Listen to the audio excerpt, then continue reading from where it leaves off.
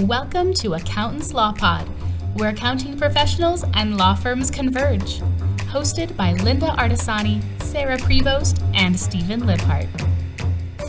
Welcome back to the podcast, everyone. And we have a very special guest today and a very important topic as well, because this is something we run in with the attorneys all the time because they have sensitive data and we can go all into that. But we're calling this one best banking practices with Bryan Lawrence. So welcome, Bryan Lawrence. Nice to see you. Thank you. And I'll let Sarah do the intro. So be ready. Maybe you might want to do this because you are related. He's the comedian in our family. Yeah. I often refer to him as my brother-in-law, even though he's married to my cousin technically. But when your mom's a twin, everybody's your family. So you just get adopted folks. But yeah, Bryan is, we kind of chastise him a bit because he had a little small breakup with Nicole. So he never made it to our wedding. And so he gets a lot of riff on that. But overall, I mean, it's such a lovely time to spend having you here and knowing the wealth of knowledge that you have, because you've been in the industry of banking overall for quite some time, and just having you here and sharing your knowledge from a perspective that's kind of neutral with the perspective of a banker is nice to have, because we get a lot of people in our field that have beat up that kind of industry at times, or fall in love with the industry. Oh, it's so amazing. They helped us so much. And it's like a yo-yo. So I love having you here to help us kind of demystify a few things. And obviously your first time meeting Steve as well. So welcome to the podcast, Bryan. We're glad to have you here. Yeah. Thank you. Yeah, I'm glad to be here. So Bryan Lawrence, I am a senior relationship manager in the banking industry. And that's just a fancier word for I'm a business banker. I work with clients that are a little bit bigger than small business. So it's more of 10 million up to $75 million in clientele as far as top line revenue. And I work with a client management team of financial partners that I work with in my office that range from treasury partners, credit partners, merchant services, financial life benefits, that then leads into private wealth for owners that they want to bring over their personal assets as well. And so I've been in the banking industry since 2001, so a very long time. I've kind of had an array of different channels, if you will. So I started off as a personal banker. I was a personal banker for years, and then I was in branch management. I was in that for years. And then I've now been in business banking for, 13 years. So since 2010. So it's been a long time. And wow. Yeah. Just so the podcast will help you remember your legacy here. Yeah, absolutely. So happy to be here. And I think, Sarah, you touched on it a little bit. The banking industry, much like some of the clients that you guys work with, like law firms, or whether it's the police, the banking industry, insurance, you go through these ups and downs of I love them, hate them. And so I think that's a pivotal piece to chat about, especially in today's day and age, especially with the fraud and the things that come up and the relationships that you build with your banker, and vice versa, the relationships I build with my clientele, I think, to help stop this, because in an era right now with AI, which is coming on very strong, and that's a thing that's here. And so for some, it's great. For some, it's scary, or it's a little bit of all of the above. You're running into this time in history where we don't have time for anything. And we see all these quick hits that come through, whether it be our iWatch or Apple Watch or our phones or emails, and everything's like a quick, I got to click that. And a lot of us don't stop and think, why am I clicking that? And I see it a lot, just in like every day. If we order something just from Amazon, and then 3 days later, I'll get a text message from UPS that says why my package didn't arrive. And I'm obviously thinking that this has to be legit because I just ordered something. And so, but before I click, I have to kind of stop and think like, well, they might have just sent this out to thousands of people hoping somebody clicks. So happy to be here. Happy to chat about this topic. I know that Sarah, you and I have talked about this a lot. And it's scary. The amount of fraud that's happening right now. especially in this industry, is very, very high. Well, I'm curious too, because I feel this way in just conversations with business owners. The relationships with banking and the business banker has so shifted. Some of us are dealing with a banker that's not even in the state that we're in. We're assigned to somebody else in a different state, and that makes it hard. I know that right now, where you're at in your career, you're at the higher tenure, the higher level of it. But in that kind of medium size, that smaller size space, it does feel like we have to help educate. How do you build these relationships so that it's not this just on and off switch? Like, oh, I need it, not like flooding in. You have to foster a relationship with someone. And I think on the other side of it is the consumer side of it, is where you're starting to see so much change. How do you know what you're doing? Like, is it the branch that you focus on? Like, what, just on that side? Because when these moments happen for fraud, you do feel like you're lost in a portal of phone calls and just frightening. Like, where do I start? Do I call the IRS and tell them I had fraud? Like, what do I do? Kind of moment. Yeah. So what do you think of that? Like, where do you think that relationship should be?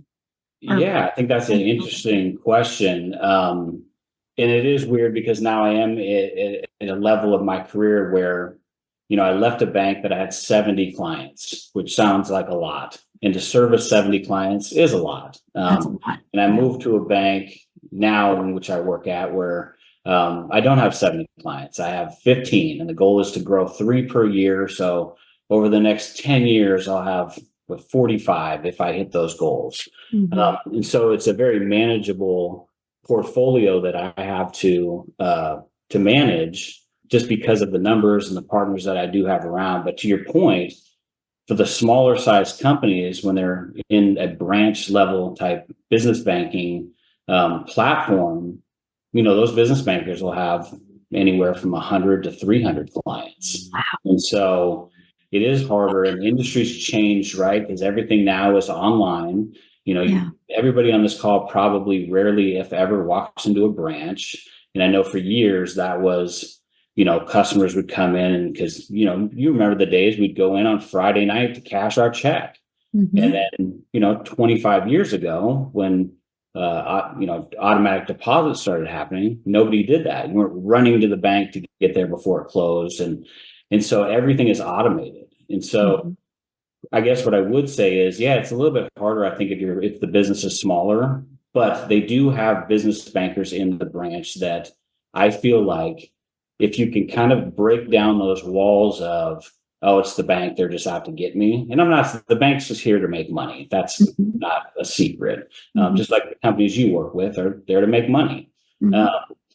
But I think that people have this perception that, the big bad banks, they just want to make money and they just want my money in there. And not that there's not some truth to that, but the people that work inside the bank aren't the people that are making all of the money off of the client. Yeah. And they do make money off of the products that they sell. However, I think genuinely most of those people want to have that relationship. And I think it's tough when you're in the branch and you have 100 to 300 clients on a business platform. It's tougher to engage and say, let me take you out to dinner. Let me take you to a ball game. And those are some of the things that I get to do because I have a corporate card and I can take out people that, I want to get to know and bring over their business. And the small business bankers have that same thing. And maybe it's just not on that level or that scale, but they do still want to have a relationship with the client. Yeah. And the client, I think, also has to figure out a way to not have that guard up, if you will, as this is the bank and they're out to get me. But how do I build that relationship with that banker that's in the branch? Now, the issue, kind of what you were just talking about, Sarah, with that is the branch sometimes tends to be a revolving door. So you have a banker that you work with that's awesome. And then 6 months later, they're so awesome, they got promoted to be a higher level banker. And then you get the new person in and you kind of start all over. And so it's a tougher industry than it used to be. 30 years ago, we'd walk into the branch and there'd be, the person that was the teller that's been there for 20 years. Mhm. And it's just not the case anymore. So I think as we adapt in the era that we're in, you have to, especially with the relationship building, but you also have to adapt from a technological standpoint. And I think most businesses have. Mhm. But when your banker is talking about certain fraud protections for your bank accounts, you have to listen. And and you're automatically going to think, what do they get out of this? But what Yeah. do you get out of this, which is, you might have to pay a monthly service fee to have positive pay or ACH debit block to be able to put these things in motion. Because let's face it, the people that are stealing from everybody are 5 steps ahead of everybody. Yes. And so even I have clients, I had a client that had a $4,000 fraud check claim about a month and a half ago. And every client, and this is not a good or a bad thing, but every client's kind of like, well, what did you do to protect me? And that's a valid question. But the other question is what did you do to protect you? Did you have these fraud services in place? Do you have, a something at your work where you guys determine who gets to authorize wires and ACHs and what's coming through? And in a day and age where if you write a check, we all know this, you write a check. I mean, you remember way back when checks would have your name, phone number, address. There was even a time where your social security number was on your check. Yeah. Your driver's license number was on your check. And now, are you trying to help out Lynda and Steve? Yeah. Trying to help out Lynda and Steve. Oh, shame on you. Well, even I remember that. I remember that too as a my teller. dad was in the military, and that was how we identified. Whenever we walked into any military base, we would give our military ID, and it would have your social security number on there. Yeah. Well, we run into with attorneys. Jump in here, Lynda and Sarah. But my experience in the many years I've worked with attorneys, they're trained to ask lots of questions and not trust people. And I see this happen over and over where they begrudge the bank their fees. They're like, why are they charging me these fees? And I think to myself, it's customer service. Why are you charging the fees that you're charging to your clients? Then number 2, along with that, getting them to go to a bank who really knows how to handle the trust accounts. And as an example, the other day we had one of our clients get a $2 million settlement, and it was with a smaller bank, and they were just giving her this huge runaround, and she couldn't understand why it was taking so long to clear the funds. And her comment was, I'm going to switch banks. And it's hard for us to explain to them why some of these things are happening. And to your point, when there's a lot of revolving doors with the staff, it's hard to get through and figure all that out. Sure. Yeah. Why? It's interesting because it's a fine line for us as well, right? So I will have clients, where there'll be a big ACH coming out, and I will get an email alert from my back office that says, just double check on this, make sure that this is legitimate. And I'll call the client because it's to protect the client. Yeah. But the client will immediately think, what a pain in the ass. Yeah. Why are you calling me for this? And I've had clients in the past where I've called and they've said, just call my controller. So I called the controller, and this specific incident, it was about a $30,000 ACH. And the controller was like, yeah, of course, it's fine. Just let it go through. And I hit the button, and 10 minutes later, I get a call from the owner. And she's like, that wasn't legit. So we had to scramble. We were able to catch it. We were able to get it back. But then I was read the riot act of, you should have called me. And so I'm stuck in this position of, I don't want to inconvenience you because you told me yesterday to call the controller to protect you. And then when I do call the controller and it's wrong, and you get mad that I didn't call you. So, and that's just a people thing, right? Yeah. We do that in every aspect of our life. We walk in, when you're buying a car, you walk in with your guard up because the sales guy is going to try to get over on you. And even if you think about that industry, car sales today versus 30 years ago, when there was this huge upswing on how they could kind of pull the wool over your eyes, and there's just not that anymore. You walk into a dealership now, you already have all the specs on the car. You've pulled up the accident report. You know what it is, you know what they bought it for. And so even, they're going to make money off of you, but you still walk in with that angst as if it was 1984. And we all expect for them to make money. I just don't want them to make 50%. Yeah. Quickly, Yeah. And so I think it's the same thing with banking, where we kind of come in depending on the day or the month or, what's happening in banking. And we automatically think that the banker's out to get us. And I think that just being in banking, that's just not the case. I don't ever want my clients to have fraud. I want them to spend their time doing what they do best, which is running their business. And hopefully the products that we have allow them to do that smoothly without any hiccups. But you still run into this fraud all the time. We had a wire go out a couple months ago for $1.6 million that was fraudulent. Oh my goodness. All of the checks and balances in place, and the controller still just gave it away. And, and they still come back to us like, well, what did you do? Why did you allow this? And we're like, there's 7 different steps for you guys to get a wire this big out. And you guys passed all 7 of them. Not that there's 7, but there's 2 or 3 steps that need to take. And, but it's scary because these guys are that good. Do you think with artificial intelligence, it's just going to get worse because it's pretty bad now? I think so. I think that the banks will. I think the fraud attempts and the level of sophistication is going to get worse.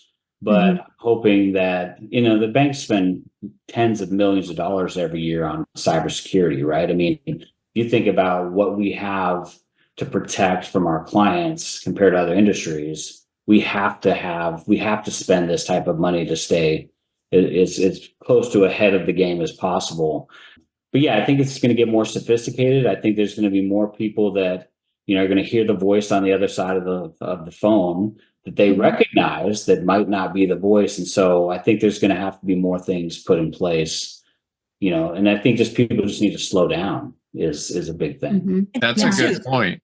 With the AI too, now they're able to copy your voice. So that's the other thing. And we were talking about this recently. Sarah and I were talking about it, that even with the staff, like somebody could literally call one of the staff and say, move this money for, whatever. They're going to pay us this big chunk of change, move this money. And if it sounds like our voice, they're going to think it's ours. Now they'll know right away we didn't send it in our typical chat system. Then that's kind of an odd place. And they would probably question that. But you kind of have to have almost a safe word or some keyword that they can know that it's you. Because we're doing the podcast, somebody could copy our voices very easily, copy a lot of things that are us, which is the scary part of AI, I think, that you have to worry about. Yeah. And I think it's more texting too. Like, I think with texting, people are like, oh, that has to be real, as opposed to like, we all know the emails, you got to look and see, and you can kind of spot a bad email. But with a text, it's probably really hard to notice it. That's kind of one of the most recent things that has come to light in the news is some of this texting thing. And ironically, I was having a conversation last night with my mom. And she said, well, because you trained me, when I was thinking back, like it was a QuickBooks class that Byron Patrick, who's my dear friend and in the accounting salon with us, he was teaching this class and he was saying, and it stuck with her from that moment forward, it could be a legitimate email. But if you really want to know what the message is, log into the platform to validate what that message is. And similar to what Brian's saying, those quick clicks, I mean, it's a fury, right? They feverishly give you stuff to click this, now do this, now do that. Right. Yeah. Where I was inquiring with Brian one day was on an ACH situation. I was like, okay, Zelle is inside a lot of banking platforms. Once it's gone, it's gone. Bye. Yeah. See you I was later. just going to say, you've got Zelle, Venmo, PayPal. You've got all those outside vendors now. But you've got an ACH. Like, what's a clawback on an ACH, right? Right. Well, there's some circumstances, Brian was saying some people are able to jump through hurdles, but really consider it gone. So yeah, you're right, Brian. In what does it cost you in peace of mind knowing you've put protocols in place as best as possible to do what you can to protect yourself? Because ultimately you have to look at yourself for some of these things. Like, and I don't understand if we're going to value how much money we have sitting in a pooled IOLTA account and we got to write checks off of it. Is it really $30 a month is really It's a lot, I know, right? Like, you know what I mean? Or Yeah. having protective accounts in front of it, like what we tend to call a sweep account, where you'd constantly leave it at a zero bank balance, but it sweeps into a proper account, so it's front facing. Because how many times do we see invoices go out with banking information right there? How many emails Yeah. do we get from them too? Oh, I mean, yeah, they just said, "Oh, here's my. I can't figure out how to get you a login with the bank. Here's my login and password." In an email. And you're Yeah. like, Email. "Did Yeah. you just email that to me? Like you email in a different email? Going, did you really just email me this stuff? Or are they routing numbers? It's Brian, if Their account I number. won't forget some of these stories when you're talking about the Wayback Machine, when you were in the branch at times and you'd have people come in with their checks and Yeah. their overdraft fees. And I think what happens is the news has magnified some of the idiosyncrasies. Yes, the bank is there to make money, except they've done some stuff wrong in the past. Well, Of course. there comes that fork, that stabbing fork. Every time it's Yeah. in the news, I kind of crack up. I'm like, okay, here we go again. Well, when Sure. was it that the feds said, you'll know what I'm talking about, Brian? How long ago was it that they said that the money had to clear in such amount of time now? It used to take, sometimes a check would take a week, and now it's like 24 hours. And, you know, Yeah. how did you guys deal with that? And oh my God, the mess that must have created for banks at first. Sure. Yeah. I can't remember. That was a while ago. And It was a while ago. And don't quote me. I don't know if that was the Dodd-Frank Act, but there was an act that that had come through that we were then regulated to essentially clear checks in a certain amount of time. And I think to answer that question, I think that just the technology got better. It used to be you deposit a check, we at the end of the day, the checks would get picked up and they'd go down to the central servicing center, and then they do whatever they need to do to, like, you know, cross-reference the checks and then make sure that we collect the money from the other bank. And I think the technology has gotten so much better because of that. And since then, right? So that now everything's,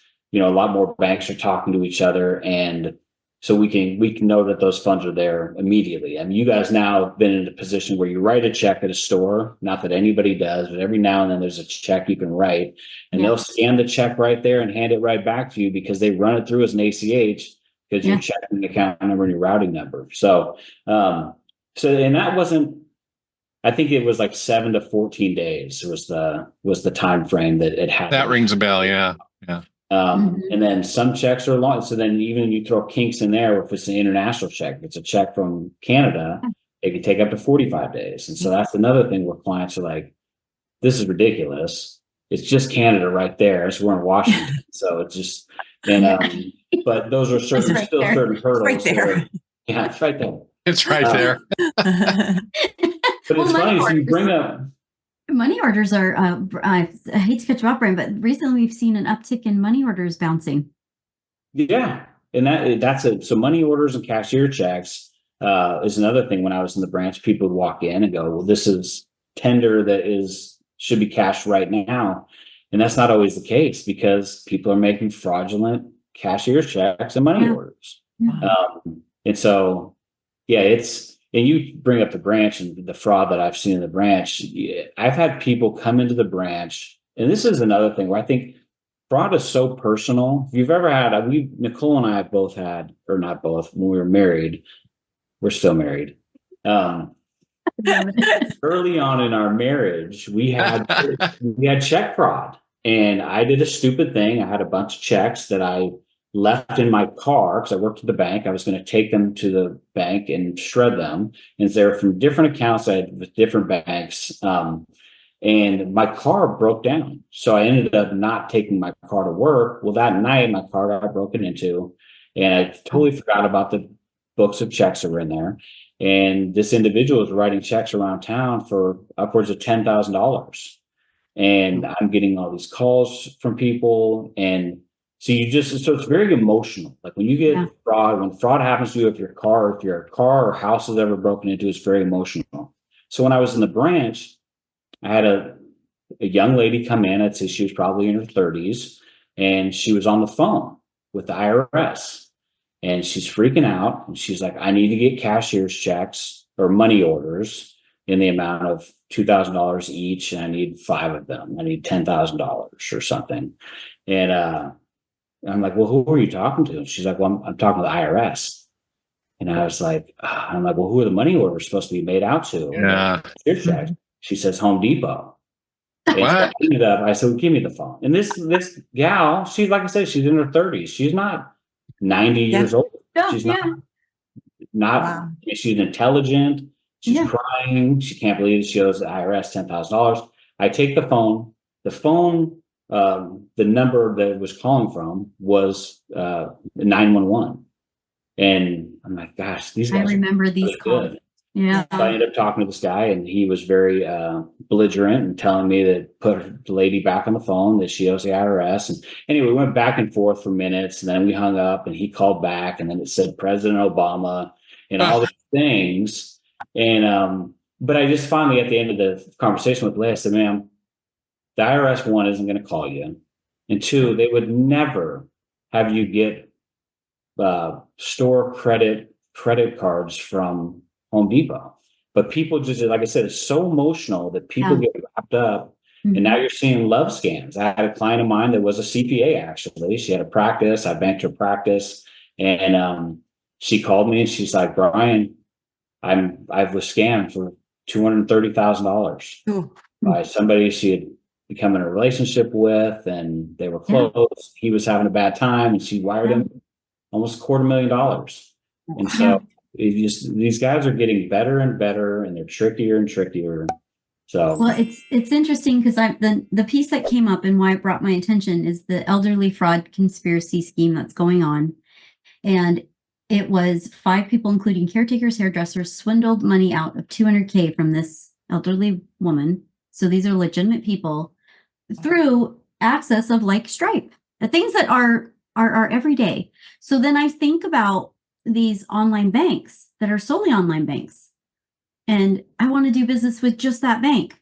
Okay, but what happens when a crisis happens? How do you get, like, what happens? You know, not that you want to run to a branch. Not every branch is available. Sure. But I constantly looking. You want a person. You want a person, or you have an institution that has legacy. I mean, I think B of A at the time was the first on the scene for some of the first of the online banking. Chase Bank, as of now, as far as Lynda and I were told, Chase Bank most recently will not open IELTS Trust accounts in the branch. It happens on a different level now. So to me, it's like, okay, your point is you got to get smart with it. It is frightening. It's so emotionally charged. But we have to put things in place to make ourselves in a safer place. Sharing a login with us is not our first ask ever. We want to be protected. We don't want the ability to transfer unless we have an approval process. If banks don't offer those things, I'm not saying you have to move all of your bank accounts, but we need to value the relationship and what it is that we're trying to do. And ultimately, I mean, these are real life stories that you're seeing on your side, and you're experiencing it from the deficit side. We're looking at it from the proactive side, and I'm trying to figure out where's the middle. How do we get everyone to cross the line properly? Because these are legit. Like, it is, you're right. It's super, super emotional. And to have, I mean, really, if you think about it too, is to have people's tax returns not go through because somebody else stole your identity. Remember that client, Sarah, that I had that was not a lawyer, but he was an immigrant from like Sweden to here. He had a business, he sold a product, and this person called him and said that if you don't give me this amount of money, and they said they were like from the IRS or from the federal government, that they were going to take his property away from him. And so they instructed him to go to the bank. He went to the bank, he withdrew every penny they had. And put it into gift cards like to Target and different things like that. And he lost he had hundreds of thousands of dollars gone. Yeah. There was nothing he could do. And they just kept calling, and they called his wife too and said, you know, you want to have her not be able, they were going to send her out of here too. And it was just really terrible. He lost everything. It was really, really sad. Yeah. That's like what Bryan was saying, like the lady coming in. But I mean, I think the ultimate thing is if we're going to look through this lens, because it is an ever-changing thing, and you can't just say, oh, I've got myself set up, I'm done. It's almost like I feel like you have to have depending on where you are, if you're a small business or you're in the larger space, you have to revisit this, I think, in a more frequent kind of volume, I'd imagine, right? Absolutely. I think that is 100% correct. You have to revisit this. I was thinking about this a few months ago. Braxton, my son, who's 13, we were getting him a phone. And so I went into AT&T to get him a phone. And we all know when you're walking through the mall and the cell phone person's going, hey, who's your carrier with? And you're too busy and you don't care. And you're like, next time, not interested. And you keep walking. Anyway, I'm at the AT&T store to buy him a phone. And the lady that was helping me, she was like, when's the last time you looked at your plan? And I said, gosh, I don't know. It's been a long time. Yeah. She's like, well, you're paying like $50 or $75 more than you should be. And we can upgrade your plan and you will be paying less and you'll have more. And that's like one of those examples of, oh, had I just stopped in the mall that one time when that person said, let's take a look at your plan. And it's the same thing with your insurance. It's the same thing with your banking. I think to your points here, it's an ongoing relationship that you have to like take a step back and look at. And not that we want this to override everything in our life, right? We don't want to walk around scared. But one of the things that I have on my personal accounts, and people think that this is weird, and maybe it's weird, but it works for me. And I get a text message anytime that there is $1 or more taking out of any of my accounts and or my credit card. And people like, I have the same thing. Yeah. And people will think that, oh, you just want to track Nicole's spending. And that's the last thing on my mind. Nicole can buy whatever she wants. It is funny. I do call her out. We have this on tape for Nicole. Yeah, that's right. But it's not for that. It's because of fraud. And there was a situation where, I don't know if this is funny or embarrassing, there was over $100 charge that came out of Victoria's Secret. And I thought, this is great. Like, what'd you buy? And she's like, that wasn't me. And so immediately I was sad. And secondly, I thought, well, this is fraud. So I could call right then and there. But long gone are the days of wait for your statement to come in. And like, who looks at their statement? Nobody gets their statement via email. Not nobody, rarely anybody, or via mail, and opens it up and goes with their highlighter, let's take a look at what we spent. We don't do that anymore. Can I just brag 1 minute? Because I couldn't believe this. It's funny that you're saying this, Bryan. Last night I walk into my son's room and he was showing me a spreadsheet and he says, oh, and he's got the monthly tabs on his Google sheet. I said, is that your bank statement? Do you pull that down in a CSV? And he's like, yeah. And then I track all my spending. What he highlights, I said, oh, and I'm kind of like leaning in. He's like, yeah, I see how much goes out. I'm like, that's an interesting term, go out. And that's a QuickBooks term. Remember, money in, money out drives me crazy. Yeah. It's funny though. And he goes, and this is the monies that I have. And then this is everything that's gone out. And I'm like, okay, you mean the money you spent, like McDonald's, right? Or something like that. It's kind of, he's like, yeah, money that, I was kind of joking around. Right. And, I sat back for a minute and I said, you do this voluntarily. And he goes, yeah, I don't want to put it in a program. I'm teaching myself how to do this. That's pretty smart. That's good. I was shocked. And it's funny because obviously Bryan knows him. But I was shocked and I thought, okay, this is a generation that's growing up and this is all they know. Like this right here. Thankfully he is a kid that knows that you can't pause your TV. He was in that one moment of time before the pauses. But I'm thinking to myself, all right. And he's sitting down and breaking this, and he had it color coded and organized. And he says, well, I'm monitoring what I'm doing. And also in case, because I'm online, in case I have anything go out that's not correct. Oh, okay. I'm thinking, why don't you turn the alerts on? Right. Sure. But still, Sarah, he wants to have the alerts on, right? Using it like an accounting program, right? He's trying to that's what I learning the sides. That's actually a good thing. So the It's a apple great didn't fall thing, far from the right? tree. You have Yeah, another and you can- future accountant in the family. Yeah. But I say that because it surprised me. And here we are, looking at the myriad of clientels that we have and all the different age groups that we have and where people are wanting to see these funds go. And you're right. They don't look and examine their bank statements the way we would on a business level, but they're also, like you said, Bryan, I appreciate what you're saying. Like, it's good for me. It may not work. It's a quirk that I have. It doesn't work for everybody. Everyone needs their own way to monitor things. And it's finding that ability to do that. And A lot of them use the bank feed, though, don't you think? Because they just use the bank feed. back in me and Steve's day, we would get the person might open up the bank statement themselves, and we'd make them sign off on it, that they looked at it, like, put your signature on here so I know that you saw it, and then go forward and do the work. You mean you date stamp it and then You'd have them sign it, right, Steve? We'd have them sign it. So that way I knew that they were part of, like, viewing it like we want ours to do too. Because how many clients have we had so far, Sarah, that have had some kind of fraud on their trust account? Oh, Quite a few. And that's hard because they have to come up with the money to fix that if it's not found and replaced. Well, I'm not going to mention the organization, but you guys know which organization I belong to, my travel organization. And we had a PayPal account and we were dinged for about $16,000 in fraud in the PayPal account. It took us almost 3 months of trying to figure out who to talk to, how to get the money. They just froze everything. We had, our cash flow was affected. It was just a giant nightmare.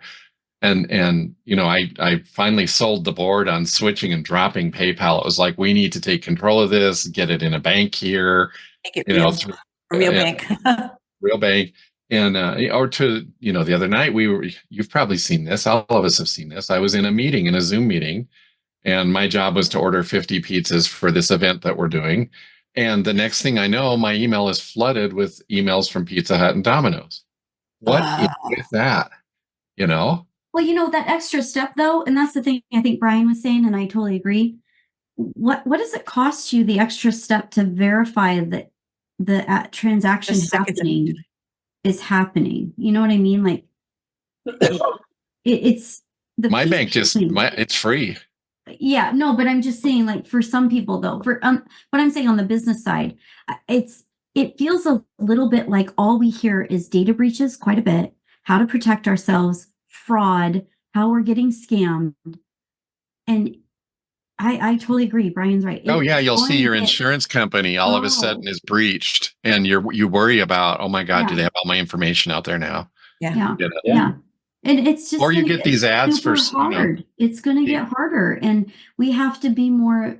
I mean, I guess it's kind of a moment for us to take in. It's okay. What are your relationships? Who are you banking with? But the banks have gotten really good at, the information. I have a friend that was in information technologies at one of the big banks, and he was the one that, he told me about make a password. And I hate these long passwords. He goes, make it a sentence that you'll remember. Oh, wow. And I think that, and then for a little number on it that you like and whatever code, but he was telling us, and what I'm amazed at too, is that, like, I got a text or an email.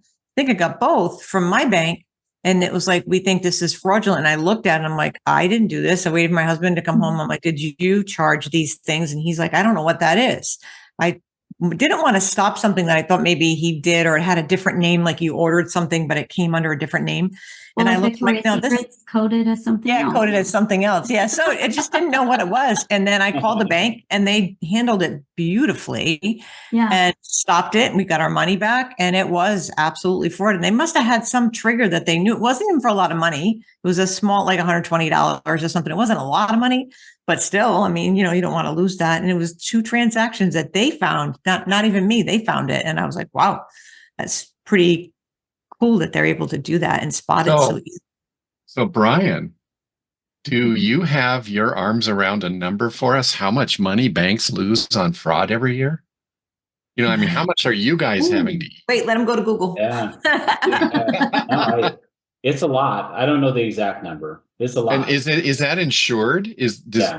Okay. Yeah. And who is that federally insured, or is that do banks go out and buy insurance policies I believe for this? Or?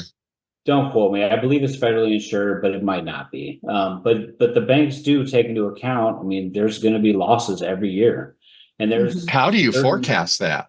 Yeah. Well, How do you that's why- budget that in the bank?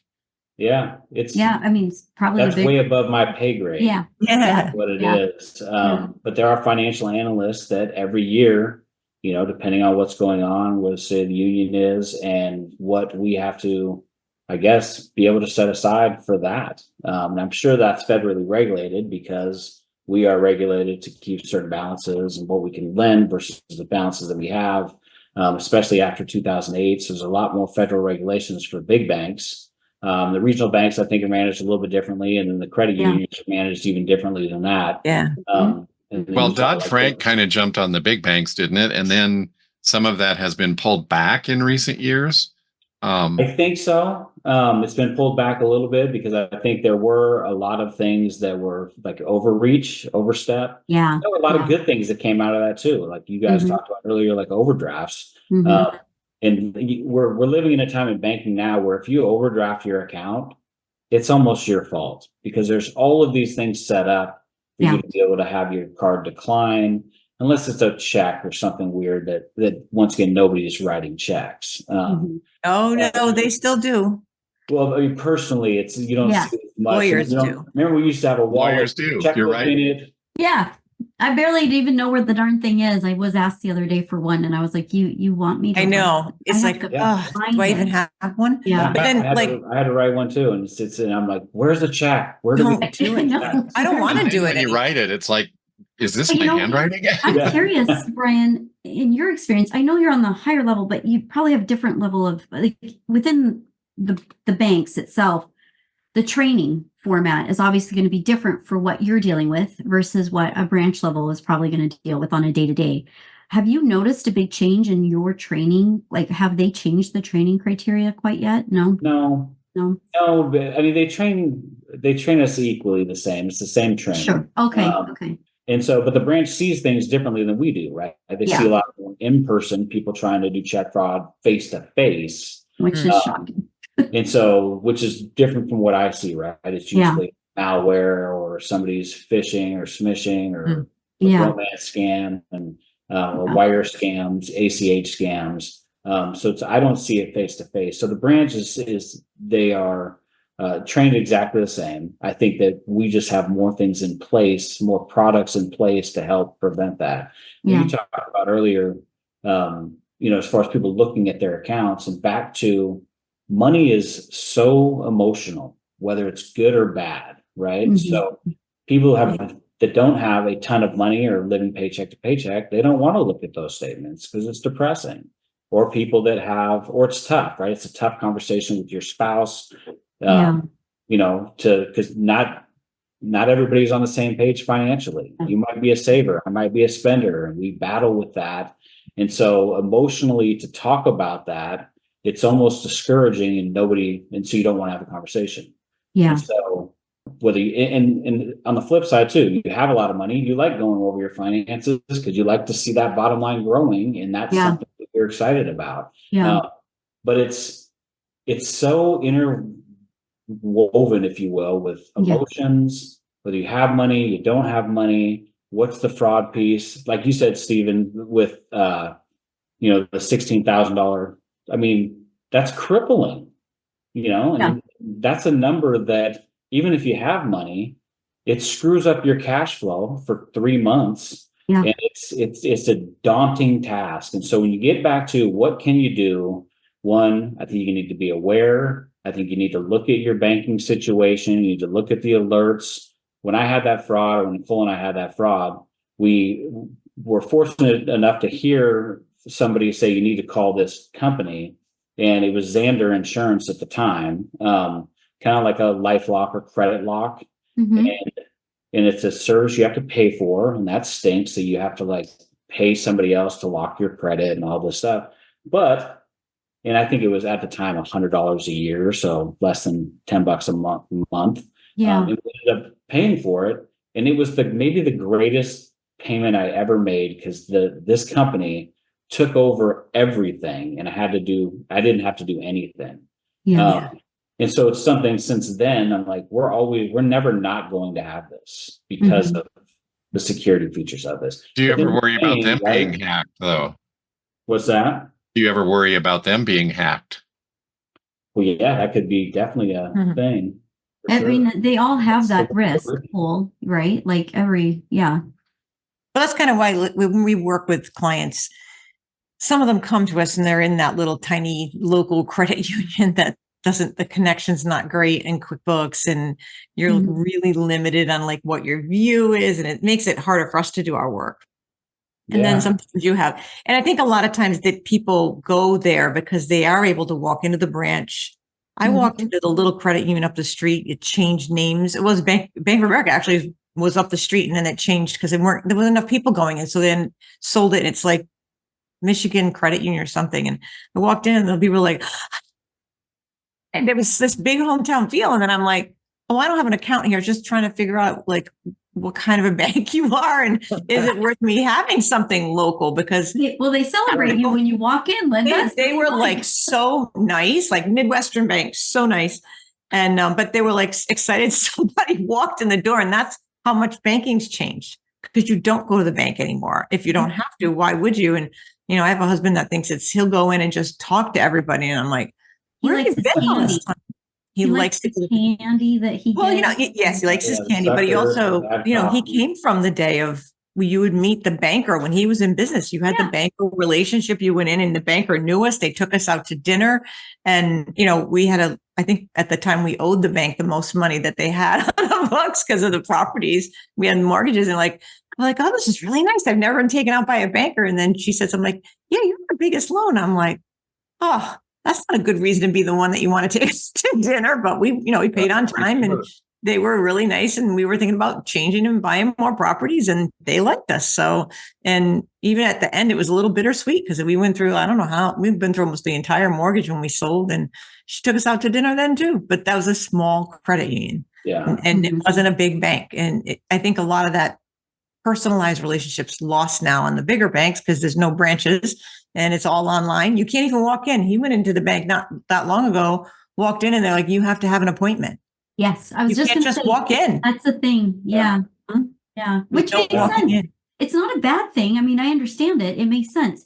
I mean, it's that retail kind of service. He's correcting me. He said we were the biggest account they had. Oh. Okay.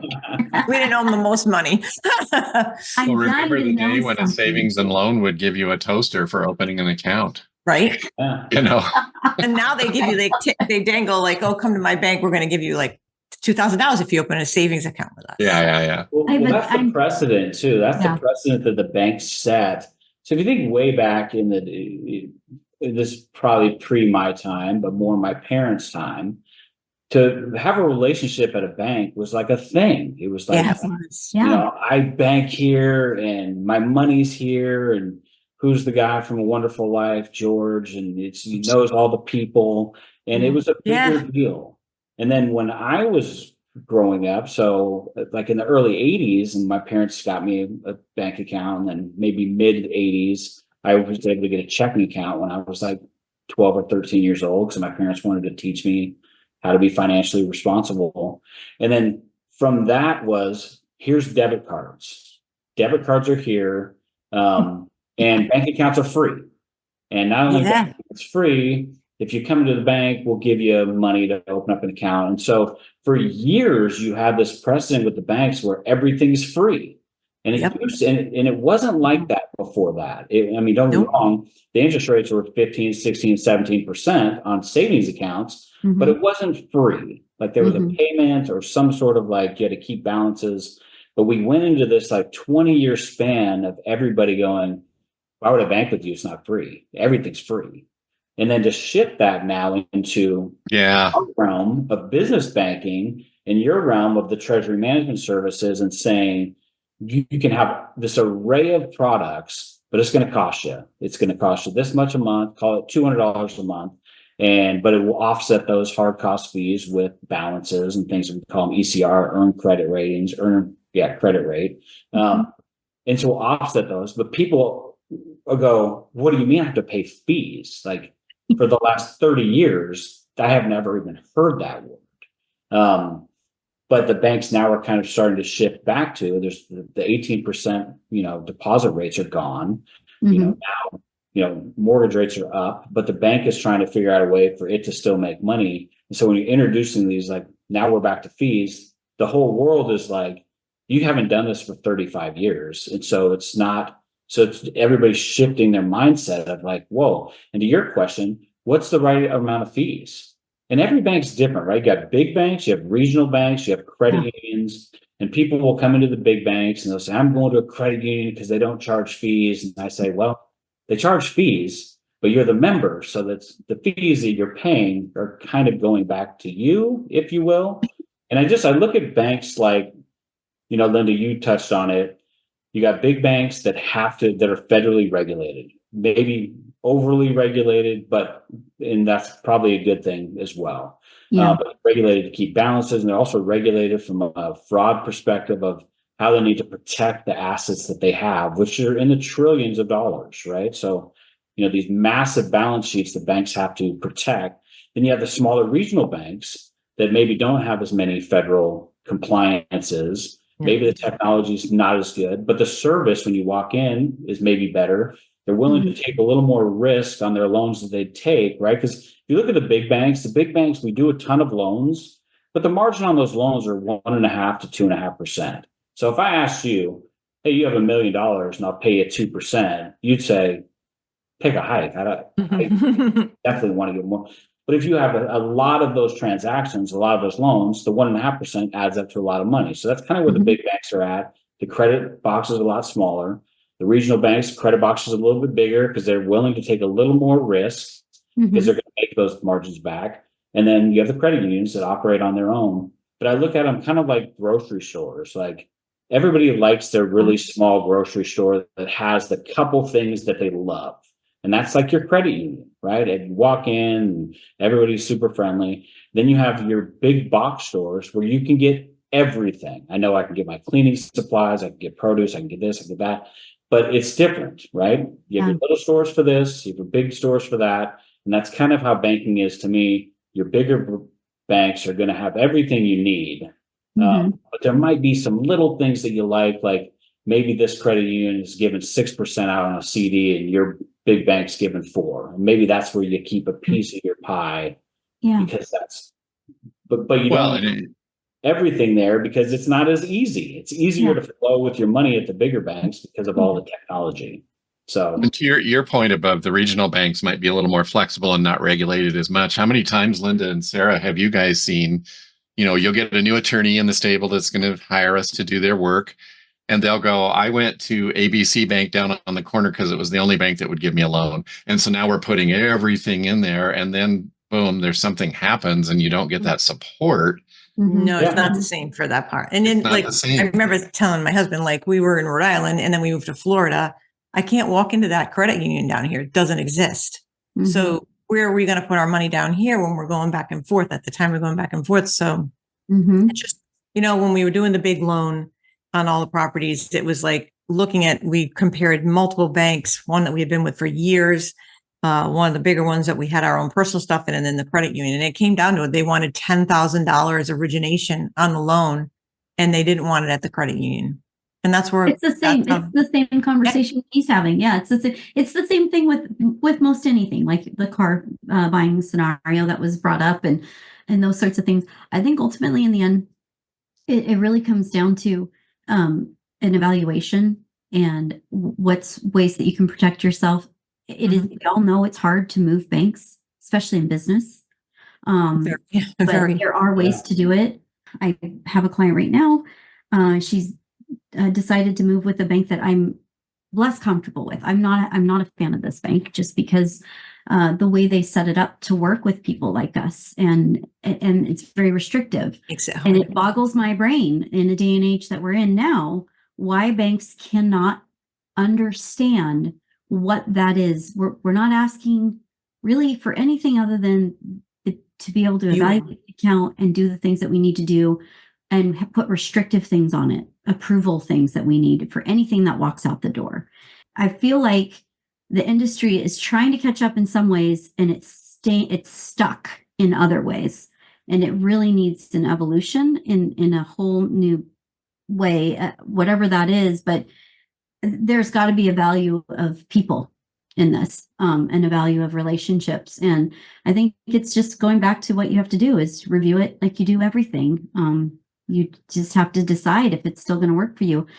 We work with the bank now on a pretty high level, and it's been frustrating. And Nicole has had to deal with it the most, but nothing's perfect, I guess, is where I'm going with it. You just, it's your effort. You still have to put a lot of effort into it. And we do. And our time has to be engaged in that as well, because sometimes we're the front line of it. So we're the front line, and we're also protecting the client. So we need a bank relationship that's going to allow us to do what we need to do to make that happen. The ERCs and the PPPs, some banks were heroes, some were not, some were, I mean, it wasn't that long ago we were dealing with all that crap, and everybody had to come up to speed with that. So yeah, the fraud activity is so prevalent. It is hard to stay ahead of somebody who's already ahead of us. Yeah. So, yeah. Yeah. And that's why if you go with the bigger banks, they have a lot more invested in that fraud protection. You can't be lost in the conversation, because I think as we move forward in the future, you're going to see more of that. And like Bryan said, it's going to get more sophisticated, and it is. So Diversify, really, the way I see it. Yeah. Not everything's perfect. You might have to diversify how you bank. Okay, fine. just keep track of it. Too is the bank is ever evolving, Yeah, good or bad, and there's certainly, when we talk about big banks, regional banks, credit unions, there's just a certain palette for what they're willing to do, right? Yeah. So and even that, the palette for what they're willing to do, even that changes annually, right? Yeah. So I had a client that they're looking for office space. They wanted to buy this building. It's $10 million. And we look at office space now as a restricted real estate. Mhm. And it's not that we won't do it, Yeah. but it's high risk now, right? Yeah. It's high Isn't that risk, crazy? sure. It's Because of crazy it 4 though. years ago. Yeah. And 4 years ago, if you had told me you're buying office space, it all Yeah. day, Money. easy. Let's go. Yeah. And now we're like, COVID What really do you did a want it number. for? COVID really did a number on commercial real estate. It's sad to Sure. see. Yeah. well, and so that's the point is that it's back to the relationship piece. I think you always have to have that communication line open, right? And you have to realize that the bank's appetites are going to change based on what's happening globally and nationally and It locally. puts me up. But it's something it's just like a relationship. It's always going to change. And I think that we as people, we get stuck into this. Well, you guys did this for me 5 years ago. And it's like, yeah, the world has changed since 5 years ago. Yeah.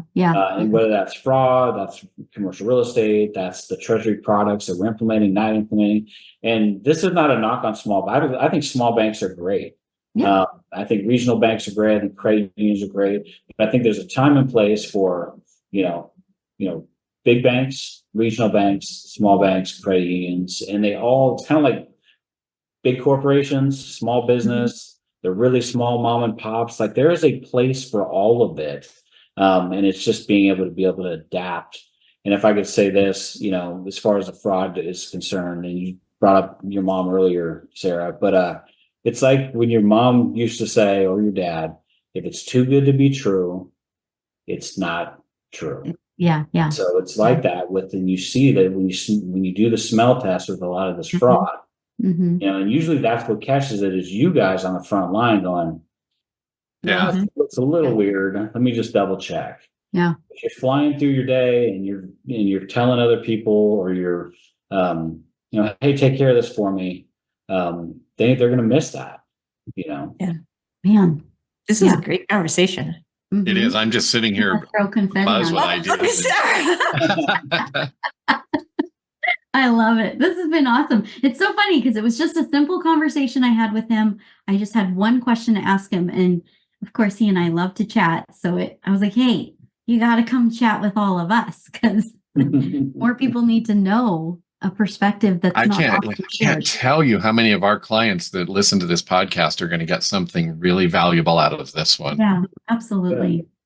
Well, thank you for It's just joining keeping us. the line of communications open and knowing that your banker is there to help you. Mhm. Because you guys work with all lawyers, right? So lawyers have that rap too, you know. So if you can break down those barriers or walls, I think at the end of the day, we're trying to help you with the best of our ability, and you're trying to help your clients to the best of your ability. But there's going to be things that we can say yes to, and there's going to be things that we can say no to, or have to say no to, and that's business, right? There's like great times and there's tough conversations. Yeah. That's one of the reasons why I really enjoy being in business banking, is because it's less personal. Even as personal as it is, it's less personal than having that with just a personal banking relationship, right? Because business is business. How do we grow? And what's the vision of our company? And can the bank help us accomplish that? And that's Well, so the last question before we peace out and say goodbye to everybody. Your golf game. How's that? Good. You must know the answer. bad. It's But not it's bad. not good. It's I'm working a lot more than I wish I was right now. So I'm busier, which is good for That's good. That's good. business, so less golf. But I need That's to how you get can always busier. tell if somebody's doing really well in golf. They're at the course a lot and they're not actually doing really well in Well, business. it's a catch-22, right? It's either that or business is really going well because you're out with clients golfing. So Yeah. Yeah, maybe I need to true, get true. busier with that. Yeah. That's what a lot of lawyers do. Yeah, for sure. I love it. I just had to ask. Well, Teaira. To support the Accountants Law Pod, please take a moment to like, share, and review this episode. And be sure to subscribe to this podcast on YouTube and wherever you find your favorite podcasts. If you have questions, topic requests, or guest suggestions, you can email us at info@accountantslawpod.com or send us a message through our website, accountantslawpod.com. To join us in the Accountants Law Lab, which meets every Friday, visit our website at accountantslawlab.com to sign up. Thank you. Thank you for Thank you, coming. We'll everybody. see y'all next week. Bye, everybody. Bye-bye.